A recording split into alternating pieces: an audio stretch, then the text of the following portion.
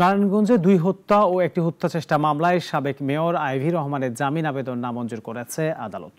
দুপুরে নারায়ণগঞ্জ জেলা ও দায়রা জজ আদালতে শুনানি শেষে আদেশ দেওয়া হয়। বিচারক শামীম আজাদের আদালতে মামলার শুনানি শেষে এই রায় আসে। সেখানে 2 পক্ষের আইনজীবী সহ সংশ্লিষ্টরা উপস্থিত ছিলেন। রিমান্ডে আইভি গুরুত্বপূর্ণ তথ্য দিয়েছেন বলে জানান রাষ্ট্রপক্ষের আইনজীবী। তবে মামলার এজাহারে আইভির সম্পৃক্ততা নেই এমনটা দাবি করেছেন আইভি পক্ষের আইনজীবীরা। তার বিরুদ্ধে কোনো সুনির্দিষ্ট অভিযোগ নাই, কোনো এজাহারই নেই, শুধু নামটুক থাকা ব্যতীত। সেই ক্ষেত্রে একজন আসামি, সে যেহেতু 21 বছরের মেয়র, তার বিরুদ্ধে থানায় একটি জিডিও নাই, হ্যাঁ, সেইখানে তার এটা মামলাটা ওই জামিন পাওয়াটা হকদার।